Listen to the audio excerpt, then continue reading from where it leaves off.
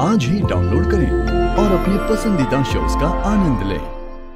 हम ये नहीं कह सकते कि आप गलत कह रही हैं, और ये भी नहीं गलत है कि ऐसा हो भी नहीं सकता है।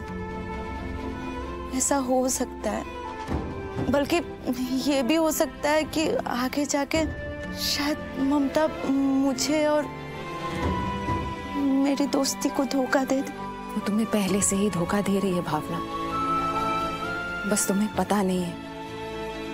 वो सिर्फ तुम्हारी दोस्त होने का दिखावा कर रही है, वो सच में तुम्हारी दोस्त है नहीं। और पता नहीं हम ये सब कुछ तुमसे क्यों कह रहे हैं, पर हमें हमदर्दी हो रही है तुमसे। जब से दी गई हैं तब से इस घर में अगर कुछ भी गलत होता है ना, हमसे बिल्कुल बर्दाश्त नहीं होता है। तो तुम प्लीज हमारी बात को समझो। हे भगवान, वो मुझे धोखा दे चुकी है। अब मैं क्या करूंगी? मुझे तो कुछ भी समझ में नहीं आ रहा। आप मुझे बताइए ना, मैं क्या करूं? मुझे कुछ भी समझ में नहीं आ रहा। भावना, तुम उसे यहाँ से जाने के लिए कह दो। उससे कहो कि वो घर वापस चली जाए, गांव वापस चली जाए। वैसे भी उसकी यहाँ कोई जरूरत नहीं है।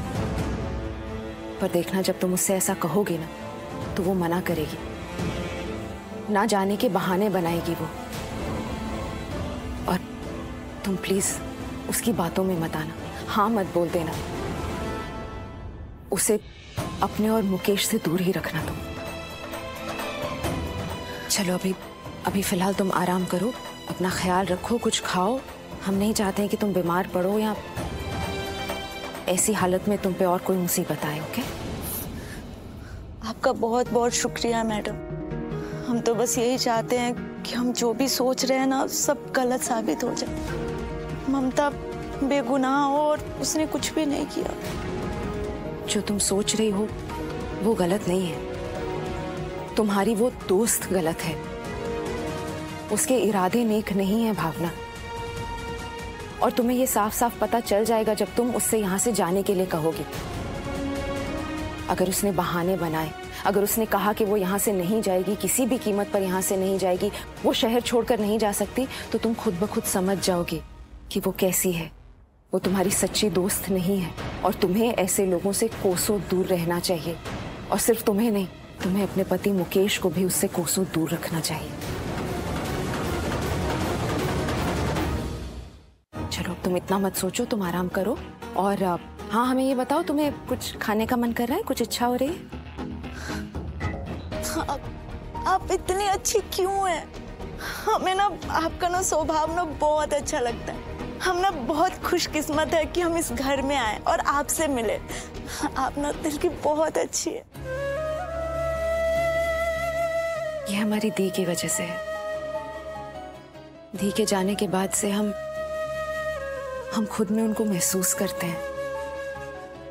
और जब भी तुम जैसी लड़कियों को देखते हैं ना, तो हमें लगता है कि तुम्हें जिंदगी में सब कुछ मिलना चाहिए। जब दी और हम थे तो हमें ये बातें बताने वाला, ये बातें समझाने वाला कोई भी नहीं था कि क्या सही है क्या गलत है। हमें लोगों की परख नहीं थी। फिर दी की शादी हो गई, वो यहाँ मुंबई आ गई। और जब दी माँ बनने वाली थी तब भी उनके पास कोई नहीं था, उन्हें समझाने वाला, सिखाने वाला कोई नहीं था। ऋषि की दादी, उनकी तबीयत खराब थी, वो बीमार थी, तो दी के पास अपना कोई भी नहीं था। उन्होंने सब कुछ खुद ही संभाला था।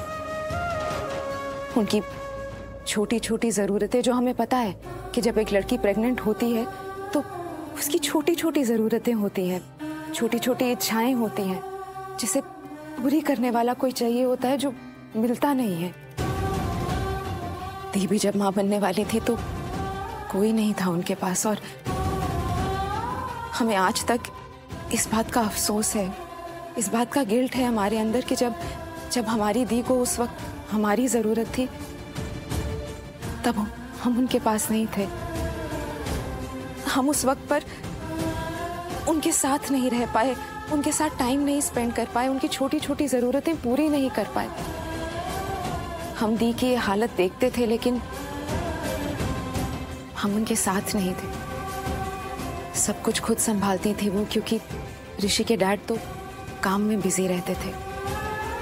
दी अपना ख्याल भी खुद ही रखती थी और शायद अकेले में समझाती भी खुद को अपने आप ही थी। और फिर लक्ष्मी के साथ भी ऐसा हुआ। जब वो मां बनने वाली थी तब वो भी अकेले थी। उसने भी अकेले ही जन्म दिया अपने बच्चे को। पर उस लक्ष्मी के लिए हमारे दिल में कुछ खास हमदर्दी है नहीं, क्योंकि उसने हमारे साथ, हमारी दी के साथ जो किया है, उससे तो हमारा दिल ही टूट गया। क्यों? ऐसा क्या किया उन्होंने? उसने हमारी दी के साथ बहुत बुरा किया। नीलम दी के साथ, जिसने इस घर को घर बनाया, उसने उनके साथ ही। हम हमेशा से नीलम दी की परछाई थे।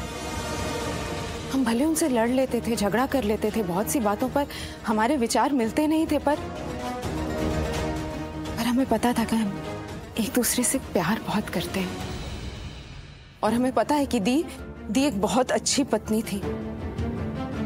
यहाँ तक कि जब दी ने इस शादी के लिए, इस रिश्ते के लिए हाँ की थी, तब आंटी जी, वो ऋषि की दादी, वो खुद हैरान हो गई थी कि दी कैसे इस रिश्ते के लिए मान गई, क्योंकि हमारे जीजू वो बहुत अच्छे नहीं थे। लेकिन फिर भी दी ने हाँ की, वो शादी करके इस घर में आई, उन्होंने इस घर को स्वर्ग बनाया। और अब जब वो यहाँ नहीं है तो बहुत अजीब लगता है हमें। और हम नहीं चाहते कि तुमको किसी भी तरह की परेशानी हो, किसी भी तरह की तकलीफ हो। तो तुम्हें किसी भी चीज की जरूरत हो ना भावना, तुम हमसे कह देना। यहाँ तक कि अगर तुम्हें पैसे भी चाहिए हो, पैसों की जरूरत हो, या किसी भी और चीज की जरूरत हो, बेझिझक हमसे आके कहना, ठीक है? हमें शायद पता है कि हमें क्या चाहिए आपसे, हमारा क्या खाने का मन है। अरे तो बताओ ना, क्या मन कर रहा है? कच्चा आम। कच्चा आम? अरे ये तो सबका खाने का मन करता है, इसमें कौन सी बड़ी बात है। हम मुकेश को कह के तुम्हारे लिए कच्चा आम अरेंज करवा देते हैं, ओके? आंचल मैडम, आपने ऐसा क्यों कहा कि वो दोनों शादी करने वाले थे? मेरा मतलब है कि किस वजह से आपको ऐसा लगा कि वो दोनों शादी कर रहे थे? तो मुकेश और ममता की बात कर रहे हैं। जिस तरह से वो मुकेश को देखती है ना, उससे पता चलता है। नहीं, ऐसा नहीं है। मेरा मतलब है कि आप जैसा उन दोनों के बारे में सोच रही हैं ना, ऐसा कुछ भी नहीं है। हो सकता है कि तुम जो सोच रहे हो वो सही है, और हम ये भी नहीं कह रहे कि जो हम सोच रहे हैं वो बिल्कुल सही या बिल्कुल गलत है। हम सिर्फ इतना चाहते हैं भावना कि वो यहाँ से चली जाए, तुम दोनों से दूर चली जाए, अपने गांव वापस चली जाए, बस। आपको ऐसा क्यों लगता है कि वो वापस नहीं जाएगी? मतलब ऐसा लग रहा है ना कि आप ना पूरे यकीन के साथ कह रही हो कि वो जाएगी ही नहीं, और आप ये सब इसलिए कह रही हैं ताकि मेरी आंख खुल सके। भावना, जो हम देख रहे हैं वो और कोई नहीं देख रहा है, क्योंकि वो हम ऑलरेडी देख चुके हैं, और उसके लिए समझ की जरूरत है। तुम फिलहाल ये सब सोचकर इतनी परेशान मत हो। इस बारे में हम बहुत बातें कर चुके हैं, कभी बाद में इस बारे में बात करेंगे। अभी फिलहाल तुम आराम करो, और हम तुम्हारे लिए वो कच्चा आम अरेंज करवाते हैं, ठीक है?